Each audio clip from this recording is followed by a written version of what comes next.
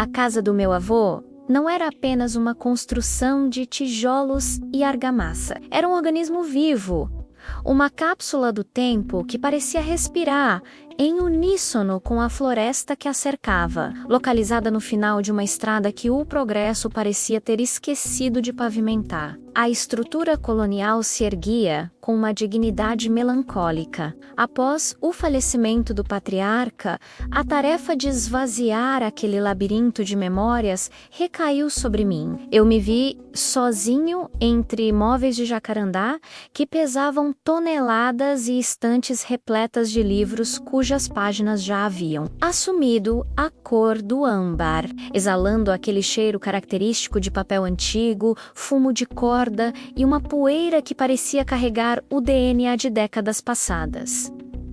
O trabalho era lento, quase meditativo. Cada gaveta aberta era um portal para uma época diferente, mas foi na biblioteca, o cômodo mais sagrado para o meu avô, que a realidade começou a se dobrar. Ele passara a vida ali, cercado por enciclopédias de botânica e mapas amarelados, sempre afirmando que o maior tesouro de um homem era o que ele deixava plantado na terra. No entanto, o que eu estava prestes a descobrir provaria que ele levara esse conceito a um nível que eu jamais poderia imaginar. Ao mover uma pesada escrivaninha de carvalho, que parecia não ter sido deslocada, em meio século notai algo incomum. O assoalho de ipê, conhecido por sua resistência lendária, apresentava uma leve irregularidade em uma das tábuas laterais.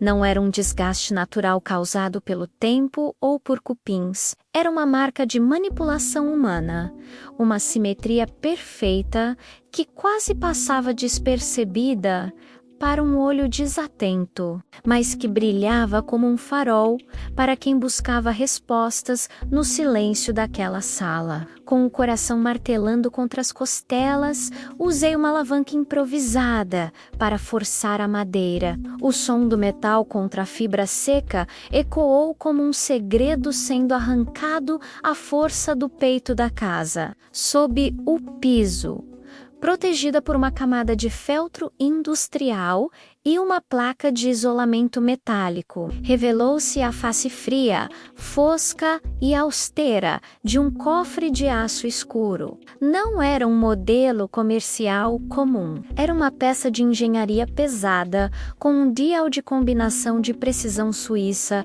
que parecia exigir tanto respeito quanto paciência. Não havia etiquetas, não havia chaves por perto. Apenas a numeração desgastada e o peso de um segredo que sobrevivera a guerras, crises econômicas e gerações inteiras. A busca pela combinação levou dias. Mergulhei nos diários dele, procurando por datas de nascimento, coordenadas geográficas ou sequências numéricas escondidas em poesias marginais que ele costumava rabiscar. Finalmente, ao testar a latitude e longitude exatas de uma reserva florestal extinta que ele mencionava com obsessão, o dial parou no último número. O mecanismo interno instalou com uma precisão cirúrgica. A porta pesada cedeu, revelando o interior que não continha barras de ouro,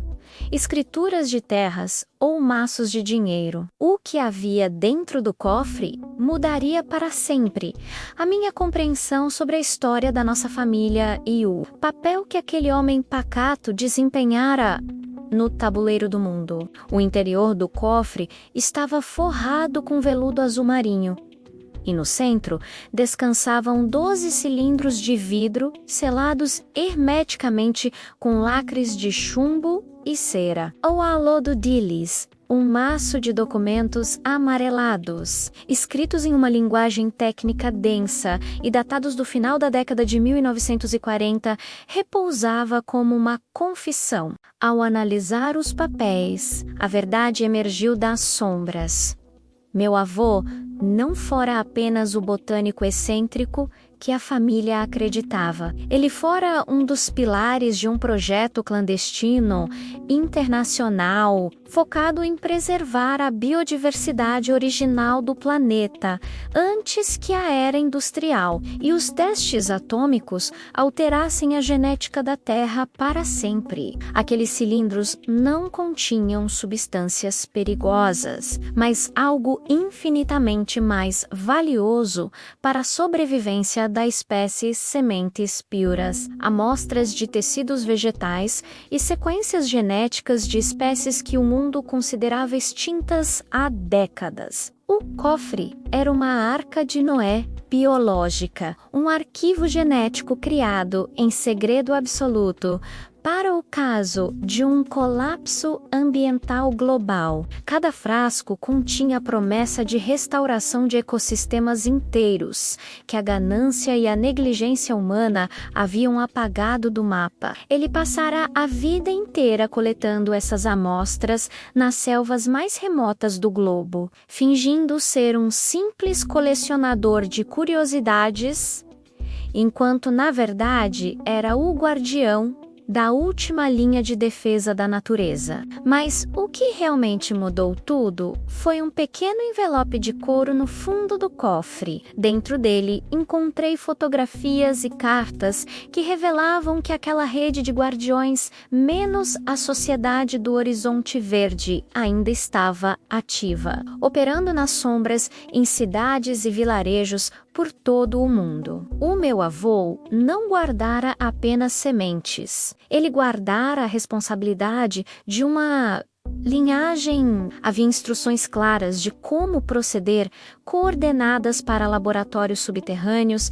e códigos de acesso que agora me pertenciam por direito de sangue. A descoberta transformou o casarão de uma simples herança imobiliária em um centro nervoso de resistência biológica. Percebi que a fortuna que eu herdara não estava nos móveis caros ou na arquitetura imponente, mas no potencial de vida contido naqueles cilindros de vidro. O porão da casa, que eu pretendia reformar para fins mundanos, teria agora um propósito muito mais nobre: tornar-se o novo bunker de uma missão que a humanidade sequer sabia que existia, mas da qual dependia desesperadamente. O silêncio da biblioteca agora parecia carregado de uma eletricidade nova, quase vibrante. Olhei para as minhas mãos, as mesmas mãos que horas antes apenas empacotavam velharias e poeira, e percebi que elas agora seguravam o código genético de um futuro possível. O meu avô nunca fora um homem de muitas palavras, porque suas verdadeiras conversas eram com o tempo, com as sementes que esperavam pacientemente o momento certo para despertar e retomar o seu lugar no mundo. Fechei a porta do cofre, mas não o trancou totalmente. Eu sabia que o meu trabalho estava apenas começando. Eu não era mais apenas um herdeiro limpando o passado de um parente. Eu era agora o curador de uma manhã que ainda tinha uma chance de ser verde, vibrante e selvagem. A cada passo que eu dava pelo assoalho rangente, sentia que a casa finalmente me reconhecia como seu novo e legítimo proprietário.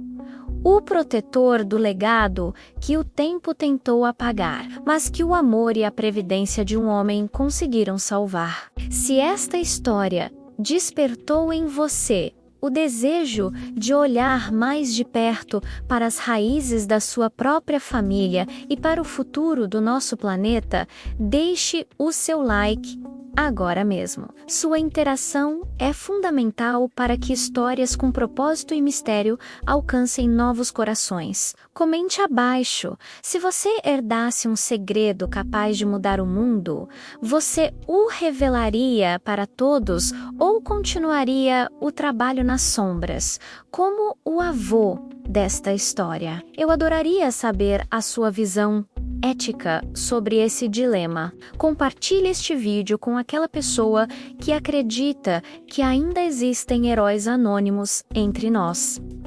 Vamos espalhar essa mensagem de esperança e mistério. E se você quer continuar desbravando segredos ocultos, cofres esquecidos e reviravoltas que desafiam a lógica, inscreva-se no canal e ative o sininho. Aqui, cada detalhe conta uma história. Muito obrigado por assistir e lembre-se, a verdade costuma estar escondida onde ninguém ousa olhar. Até a próxima.